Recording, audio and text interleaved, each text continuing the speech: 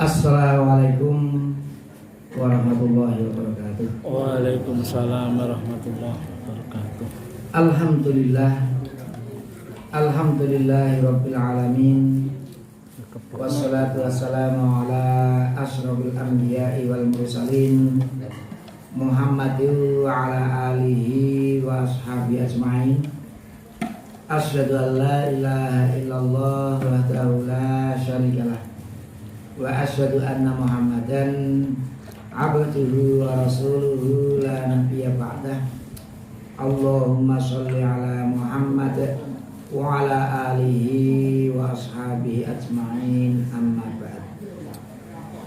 Bapak-bapak, ibu-ibu sekalian yang berbahagia, pertama mari kita selalu panjatkan puji syukur kehadirat Allah Subhanahu wa taala atas segala nikmat yang telah diberikan kepada kita semua, khususnya nikmat iman dan Islam. Bapak-bapak, ibu sekalian, untuk mempersingkat waktu, kita kemarin sudah menyelesaikan membaca hadis dari kitab Riyadhus Shalihin bab yang ke-100. Maka malam hari ini kita lanjutkan bab yang ke-101, yaitu tentang la yu'ibu at-ta'ama wastihbabu madhi. Ini tema kita pada malam hari ini, masih terkait dengan adab makan minum. La yu'ibut ta'ama, ajaran agama kita itu menganjurkan agar kita tidak mencela makanan. Jadi kita tidak mencela makanan. Wastihbabu madhi, sebaliknya justru agama kita menganjurkan untuk memuji makanan. Jadi jangan mencela makanan, tapi sebaliknya hendaknya kita memuji makanan. Tentunya aturan seperti ini, anjuran seperti ini sesuai dengan yang dicontohkan oleh Rasulullah Sallallahu Alaihi Wasallam. Ada dua hadis yang berkaitan dengan tema kita ini. Yang pertama hadis yang muttafaqun alaihi, diriwayatkan oleh Imam Al-Bukhari dan Muslim. An Abi Hurairah radhiyallahu anhu, dari sahabat Abu Hurairah radhiyallahu anhu. Qala, beliau pernah berkata. Jadi ini kisahnya dari sahabat Abu Hurairah. Karena sahabat Abu Hurairah itu memang masuk Islamnya terkesan agak terlambat, hanya kurang lebih 3 tahun sebelum wafatnya Rasul. Tapi luar biasanya beliau ini setelah masuk Islam itu dengan Rasul bagaikan perangko dan amplopnya. Di mana ada Rasulullah, pasti di situ ada sahabat Abu Hurairah. Nah, tentunya selama sahabat Abu Hurairah itu bersama Rasulullah, itu beliau punya cerita-cerita, kisah-kisah yang tentunya itu bisa diambil pelajaran oleh umat Islam selanjutnya. Salah satunya ini, kisah yang diberikan atau yang diceritakan oleh sahabat Abu Hurairah. Ma'aba Rasulullah sallallahu alaihi wasallam ta'aman qat. Rasulullah tidak pernah mencela. Aba itu mencela, menganggap aib, dari kata aib. Ma'aba, Rasul tidak mencela. Ta'aman qat, satu makanan pun tidak ada yang pernah dicela oleh Rasul. Jadi beliau selama bersama Rasul tentunya makan, melihat Rasul makan itu sudah tidak bisa dihitung lagi, dan beliau memberikan apa itu keterangan selama beliau melihat Rasulullah makan tidak pernah sekalipun yang namanya Rasulullah itu mencela makanan. Lalu apa yang dilakukan oleh Rasul? Ini menarik. In ishtahahu akalahu, Rasulullah itu menyukai makanan, maka makanan itu dimakan oleh beliau. Wa in karihahu, Tapi kalau beliau tidak menyukai makanan, tarokahu, beliau biarkan. Jadi kalau ada makanan seneng dimakan. Kok tidak disukai, beliau biarkan tapi tidak dicela. Ini Rasulullah Sallallahu Alaihi Wasallam. Kita lanjutkan hadis yang kedua, terakhir untuk tema kita ini. Hadisnya sahih juga, diriwayatkan oleh Muslim. An Jabir radhiyallahu anhu, dari sahabat Jabir bin Abdullah radhiyallahu anhu. Annan Nabiyya sallallahu alaihi wasallam, bahwasanya Nabi Muhammad sallallahu alaihi wasallam sa'ala ahlahu al-uduma. Beliau pernah menanya kepada keluarganya. Ini maksudnya bertanya kepada istrinya. Al-uduma. Al-udum itu maksudnya al-idan, yaitu lauk. Jadi Rasulullah mencari lauk, kira-kira lapar, mencari lauk untuk dimakan. Kalau di Arab itu makanan pokoknya biasanya yang banyak itu gandum dan kurma. Tapi banyak mereka mengkonsumsi gandum.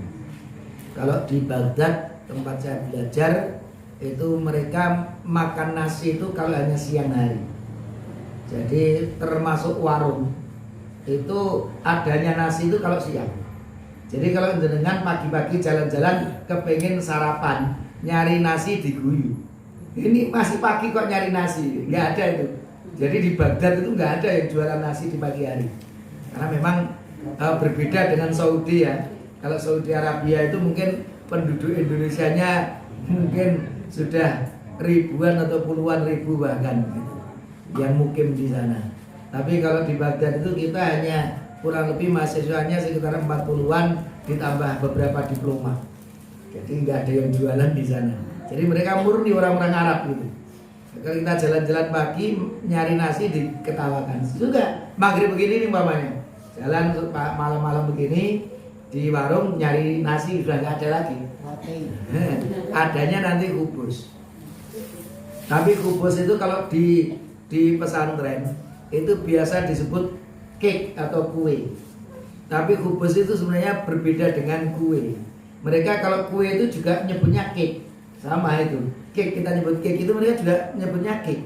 Tapi kalau kubus yang biasa kita terjemahkan dengan di pesantren dengan roti, itu sebenarnya itu nasinya orang Arab. Jadi bedanya apa? Ini kira-kira paling hanya asin sedikit gitu. Hambar, terkesan hambar, agak gurih sedikit atau asin sedikit. Itu kayak nasi kita lah kira-kira begitu. Dan bentuknya kubus itu kayak piring itu. Apa itu bundar tipis. Nah, itu paling enak itu kalau masih hangat. Karena kalau udah itu adem watos. Tapi ketika hangat, jadi kalau kita itu biasanya kalau membeli itu antri di tanur itu. Jadi mereka ditemplek gitu. Ada bulat-bulat begini nih tempat itu. Nanti mereka udah bikin itu templek ke itu benda itu nanti nemplek sebentar itu kemudian diambil. Itu agak kecoklatan, itu enaknya di situ. Jadi kalau baru mateng hangat masih panas itu untuk dimakan sangat enak. Tapi kalau udah adem itu udah mengeras. Nah, itu mereka makannya itu. Lah, nanti lauknya baru ada daging, ada ayam dan seterusnya. Nah, ini kurang lebih Rasulullah itu mencari lauk. Faqal, maka mereka berkata, ma indana illa khallun. Wahai Rasul, di rumah ini kita tidak ada lauk, tidak ada makanan, tidak ada lauk kecuali al-khall. Al-khall itu kalau kita bahasakan itu ke dalam bahasa Indonesia itu cokak. Yang masem itu loh. Cokak. Kecut. Fada'abi, tapi ternyata Rasul ya sudah ambilkan cukanya. Jadi sudah ada, kira-kira sudah ada bungkusnya, mau nyari lauk nggak ada kecuali ternyata hanya cuka. Ya sudah bawa ke sini. Faja'ala yakulu, kemudian ternyata Rasul ya menggunakan cuka itu sebagai al-udmunya, sebagai lauknya. Beliau makan dengan itu. Bahkan wa yakulu, dan Rasul bersabda, nikmal udumu al-khallu, sebaik-baik lauk itu ya cuka ini. Nikmal udumu al-khallu, sebaik-baik lauk itu ya cuka ini. Ini artinya bapak-bapak ibu-ibu, tentunya ini salah satu adab yang dicontohkan oleh Rasulullah luar biasa. Kadang-kadang kita mungkin para suami sudah dimasakkan oleh istri itu nek ra kasinen kepedesen, kurang pedes, kurang asin, kurang legi, kelegian kan gitu pokoknya ngresulo. Padahal suka moto. Rasulullah ternyata luar biasa, ada cuka saja nggak marah itu. Kira-kira kalau sekarang lah itu mau blonjone ditakekke kok. Gorene cuka ini piye iki? Kenane tanggung jawab sudah marah-marah balik. Tapi Rasul gorene dimakan paling enak ya cuka ini. Tetap luar biasa. Jadi Rasulullah tidak pernah marah dengan istrinya meskipun di rumah hanya ada cuka. Itulah Rasulullah, betapa hebatnya adab Rasulullah Shallallahu Alaihi Wasallam. Ini juga menunjukkan bapak-bapak, ketika kita memahami hadis itu tidak selalu harus tekstual, tapi kadang-kadang juga kontekstual. Bukan berarti kemudian wis nek ngono umat Islam sing adnyuna semuanya beli coka, mangane gur coka tok. Karena sabda Rasul adalah nikmal udumu al-khallu, senikmat-nikmat lauk itu coka. Lah kalau kamu mau nyunah Rasul, coka itu makanan. Enggak begitu. Itu karena posisinya kan, karena tidak ada apa-apa kecuali itu. Rasul enggak pernah mencela. Bahkan coka pun beliau sebut nikmat sekali makan coka itu. Itu maksudnya apa? Maksudnya itulah etika. Tidak marah, tidak tidak suka dengan istri, tapi apapun yang ada beliau syukuri. Pokoknya itu bagian dari nikmat yang diberikan oleh Allah. Itulah Rasulullah Sallallahu Alaihi Wasallam. Maka mari kita berusaha untuk tidak pernah mencela makanan. Ya nek umpamanya kita asin banget, itu ya mungkin disalahke wae. Nanti paling istrinya nyoba kan ya ngerti dhewe, lah bane kasinan. Tapi enggak usah kita nyebut wasimen, itu enggak perlu. Itu nanti bisa itu salah tompo. Maka ya sebaiknya ya tidak mencela makanan tersebut. Itulah kurang lebih yang dilakukan oleh Rasulullah. Jadi kalau kita insya Allah tidak pernah mencela istri atau umpamanya yang memasakkan kita, itu mereka masak pun juga semangat. Tapi kalau piye-piye wae mesti kalah. Ndek ini kepedesan, saya kurang pedes. Ndek ini kasinen, saya kurang asin, lah itu salah terus itu ya judek itu. Jadi masak itu malah stres sendiri. Nah itu apa itu? Itu nanti kalau mau jawab masak dhewe ya tambah nyam. Itulah kadang-kadang apa itu kehidupan keluarga itu hanya gara-gara sepele ini. Tapi karena kurang ada etika, kurang ada adab, itu sedikit-sedikit lama-lama menjadi bukit juga ini. Nah suatu saat hanya masa sepele ini pokoknya kepengen pisah, kepengen macam-macam. Pokoknya istri saya itu enggak macam-macam. Suami saya itu pokoknya paling wangel. Kayak apa? Jangan seperti itu. Jadi masing-masing apa itu memiliki akhlak, tidak perlu saling mencela. Itulah tema dua hadis yang kita bacakan, apa itu tentang pentingnya kita tidak mencela makanan, bahkan sebaiknya memuji makanan tersebut. Bapak-bapak ibu sekalian yang berbahagia, kita lanjutkan saja bab yang ke-102. Ini pun juga ada hanya satu hadis. Hadisnya diriwayatkan oleh Imam Muslim. Temanya babu ma yaquluhu man hadarat ta'ama wa huwa shaimun idza lam yuftir. Bab apa yang hendaknya dikatakan oleh orang yang menghadiri perjamuan makan dan dia dalam keadaan berpuasa. Idza lam yuftir, apabila dia tidak mokah. Artinya dia puasa kok diundang makan hari Senin atau hari Kamis, tahu-tahu temannya ngajak, datang ke rumah saya. Begitu datang ternyata sudah ada hidangan makan siang. Tidak tahu kalau temannya atau saudaranya ini sedang berpuasa. Lalu bagaimana kalau kita sedang berpuasa tahu-tahu dapat apa itu ajakan untuk makan seperti itu? Ada satu hadis yang diriwayatkan oleh Imam Muslim. An Abi Hurairah radhiyallahu anhu, dari sahabat Abu Hurairah radhiyallahu anhu, qala, beliau berkata, qala Rasulullah sallallahu alaihi wasallam, Rasulullah sallallahu alaihi wasallam itu pernah bersabda, idza du'iya ahadukum, apabila salah satu dari kalian diajak, diundang, fal yujib, hendaknya kalian menjawab undangan itu. Artinya menghadiri undangan itu, ajakan itu. Jadi memang ini juga apa itu anjuran ketika diajak seperti itu tidak menolak. Jadi etikanya kalau diajak makan itu ya apa itu semangat. Jadi kalau orang itu ngajak makan kemudian kita menunjukkan ekspresi yang tidak suka, aku suruh makan, jadi ngasih makan itu ya enak, wong kita mangane terpaksa. Tapi ketika seseorang diajak makan, oke, siap, itu saya ngajak makan dia seneng itu. Karena apa? Yang diajak ternyata kita seneng banget. Nah ini etika. Jadi mestinya kita harus menunjukkan rasa suka ketika diajak makan. Fal yujib, hendaknya di apa itu jawab, artinya hendaknya dihadiri itu ajakannya itu, undangannya itu dihadiri atau diiyakan.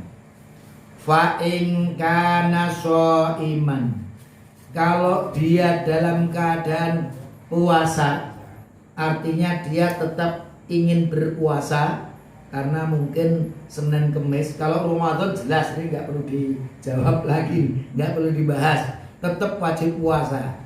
Tapi ini tentunya shaiman di sini puasanya puasa sunnah. Kalau puasa wajib jelas nggak perlu dibahas. Ini puasanya sunnah.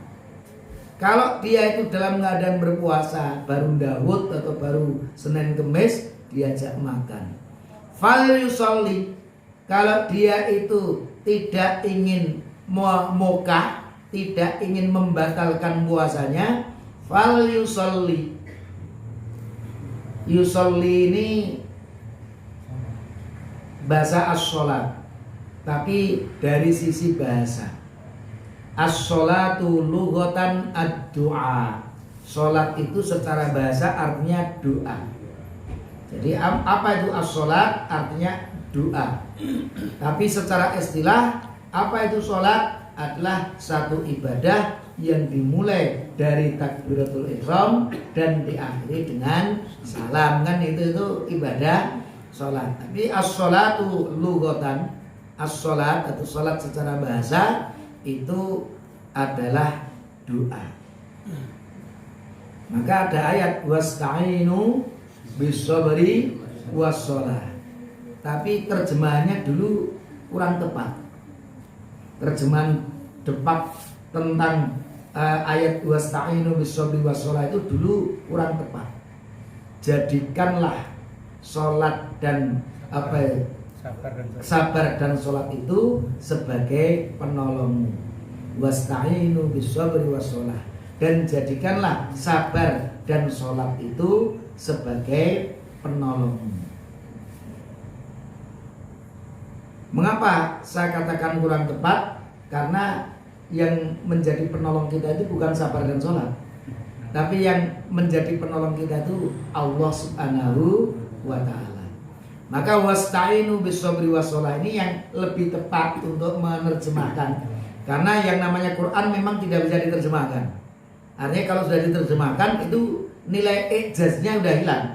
Karena kemukjizatan Al-Quran itu ketika masih aslinya yang difirmankan oleh Allah langsung itu. Tapi begitu udah dialih bahasakan ke bahasa yang lain, itu menjadi lafadznya manusia yo sok-sok tepat, sok-sok bisa kurang tepat, namanya manusia. Maka contohnya seperti ini. Wasta'inu bis-sabri was-shalah. Ini wasta'inu itu yang tepat, dan mintalah kamu pertolongan kepada Allah Subhanahu wa taala. Wasta'inu, mintalah kalian pertolongan kepada Allah Subhanahu wa taala bis-sabri was-shalah, dengan kesabaran dan dengan doa atau sholat. Ini bisa dimaknai secara bahasa. Bis-sabri dengan penuh kesabaran, was-shalat dan terus berdoa kepada Allah Subhanahu wa taala. Tapi kalau sholat itu secara khusus, karena berdoa tidak harus ada di dalam sholat. Maka sebenarnya yang lebih umum lagi, mintalah kamu pertolongan kepada Allah dengan bersabar dan terus berdoa, tidak putus asa dalam berdoa kepada Allah. Dan berdoa itu bisa berupa sholat, bisa berupa di luar sholat. Karena sholat itu pun juga penuh dengan doa-doa. Ihdinas shiratal mustaqim itu juga doa. Kita sujud, kita rukuk, kita juga selalu banyak meminta kepada Allah Subhanahu wa ta'ala. Ini artinya memang sholat itu secara bahasa doa. Maka mintalah kalian pertolongan kepada Allah dengan terus bersabar dan terus berdoa kepadanya, pantang putus asa. Itu yang berkaitan dengan as-sholat. Ini juga fal yusalli. Kalau kamu tetap puasa tidak muka, fal yusalli, maka doakan saja yang memberi makan.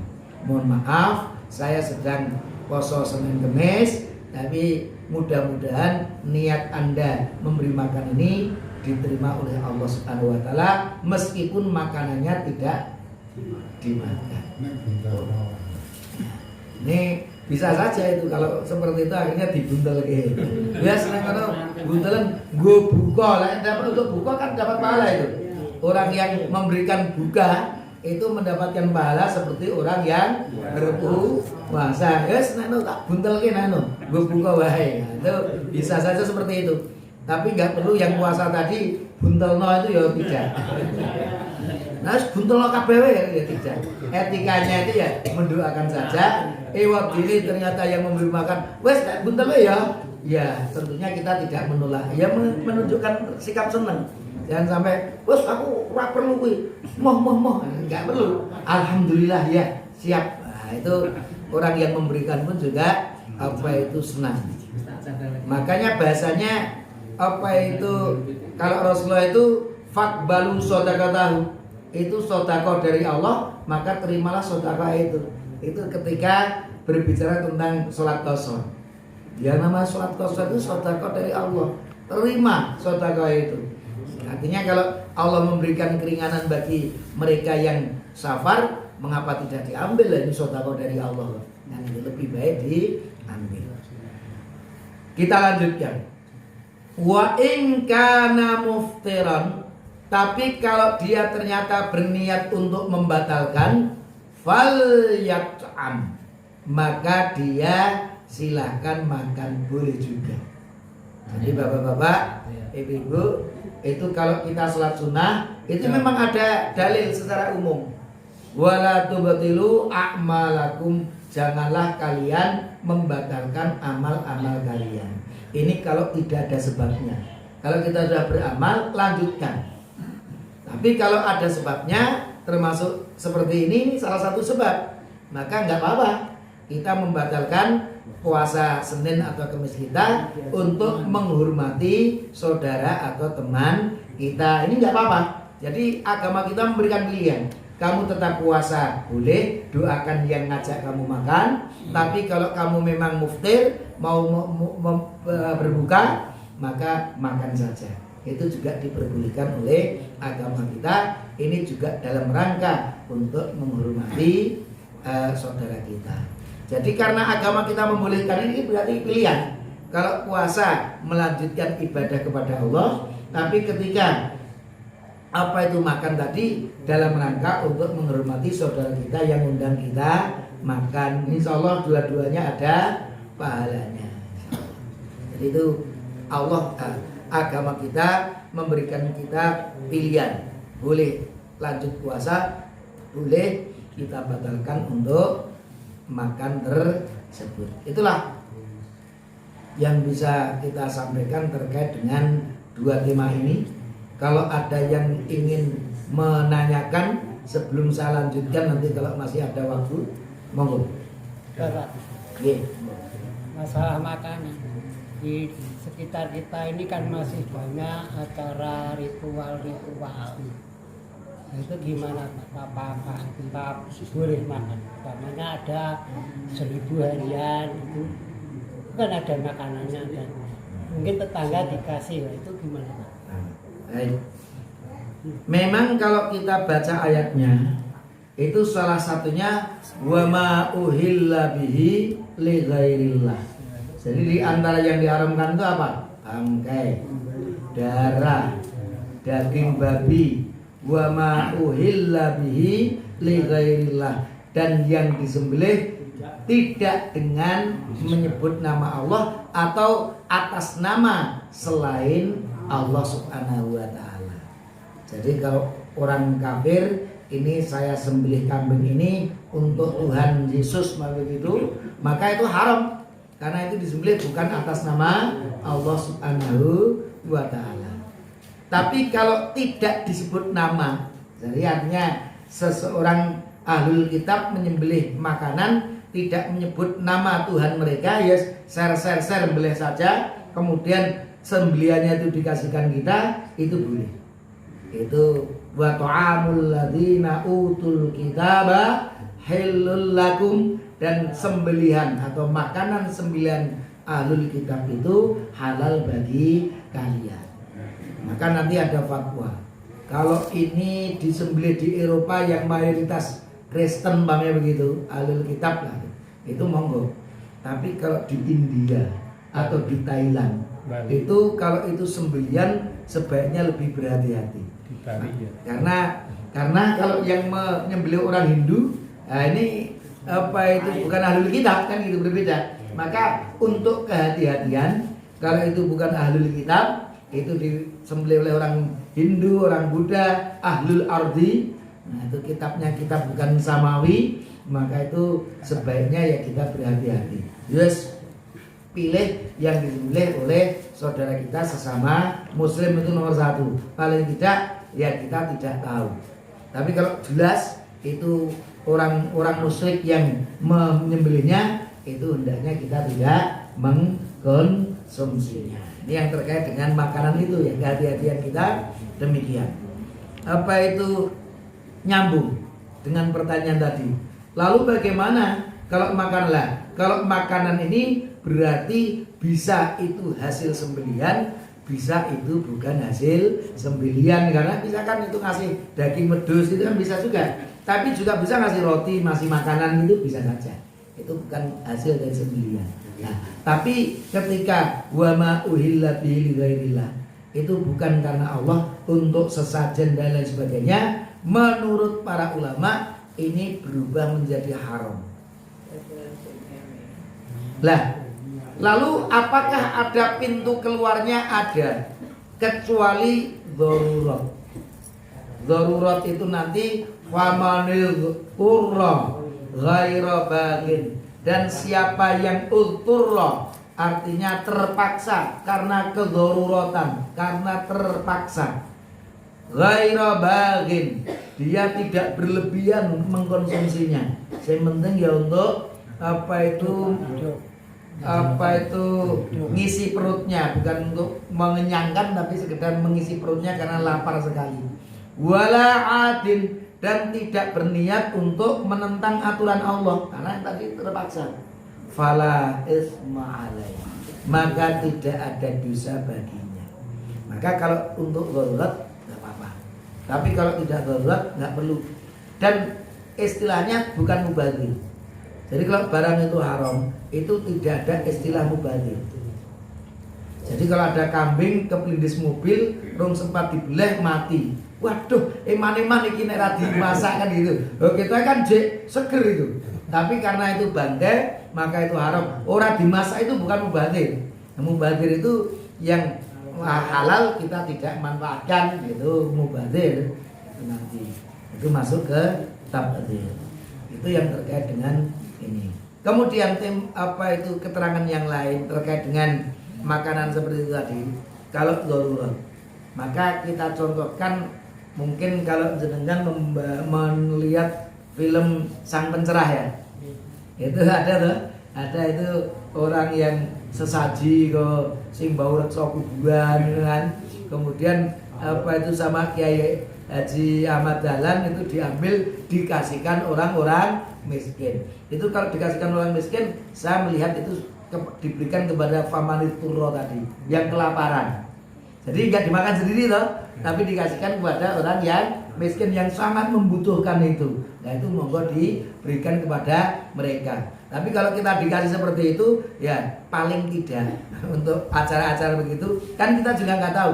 Kalau sekedar untuk dia itu hanya menghormati tamu, itu jane ya bagian dari yang halal. Tapi kalau ada keyakinan tertentu, ini untuk berkeberkahan, engkau gen dengan makanan itu nanti semua pahalanya nanti ke yang dan lain sebagainya, ada keyakinan seperti itu, kita nggak tahu kan, maka itu kita sebut saja supaya tidak tajam ya perkara yang mustabihat atau perkara yang subhat remeng-remeng. Agama kita mengajarkan kalau perkara itu remeng-remeng, dak mayuri buka ila mala yuri buka, tinggalkan yang meragukan, ambil yang tidak meragukan. Jadi kalau kita ragu-ragu ya sudah, kita merasa tidak darurat, berikan saja kepada orang miskin. Nah orang miskin ya terpaksa dibuang, nggak apa-apa. Ya kalau ada orang kita miskin banget, gula isi ning dalan guys, kita mesake banget ya apa-apa kayak nonton sana. Tapi kalau tidak ada yang seperti itu ya dibuang, itu bukan perkara yang mubazir karena kita ragu. Meskipun karena itu ikhtilaf, nggak perlu di depannya. Buang yang ngarepe itu ya, itu menjaga etika juga. Karena kita ragu-ragu ya nanti di belakang itu nanti nenek wong miskin kasihkan saja, kalau tidak ada ya tidak perlu dimakan, dan insya Allah itu bukan dari bagian dari takdir. Jadi nanti kita dari dalilnya, kemudian kondisi berbeda terkait dengan hukum ya. Kalau kita ragu ya sekali lagi ditanyakan kan menunjukkan kita sebenarnya ragu. Nah tak pangan itu yo so halal ya kan itu ragu namanya. Ini ada pertanyaan menunjukkan ada keraguan. Maka cara aman itu namanya kalau dalam agama kita namanya sifat seperti itu sifat warak. Sifat warak itu ya kalau ada sesuatu yang meskipun orang lain banyak mengatakan halal, tapi dia masih agak mamang ragu. Jangan ini halal malah agak ragu-ragu, itu dia tinggalkan. Nah, orang yang seperti itu memiliki sifat warak itu luar biasa. Maka orang yang punya sifat warak seperti itu sangat jauh dari syubhat, sangat jauh dari yang haram. Yang remeng-remeng saja ditinggalkan, apalagi yang jelas-jelas haram. Itu sering saya contohkan kalau seseorang itu di Bangjo itu nek kuning itu semandat, itu nek abang mesti ngeri. Tapi kalau kuning langsung ngebut, sosok abang lagi dilit ngebut juga. Itu artinya terkait dengan subhat dengan haram. Orang yang subhat saja udah ngerem, itu nek haram harus jauh nggak mungkin. Tapi nek subhat haram gosip akhirnya diembat juga. Itulah mungkin itu watak kita, karena itu membentuk watak kita. Mudah-mudahan ada manfaatnya, karena sudah adzan. Aku qouli hadza wa astaghfirullah li wa lakum. Wassalamualaikum warahmatullahi wabarakatuh.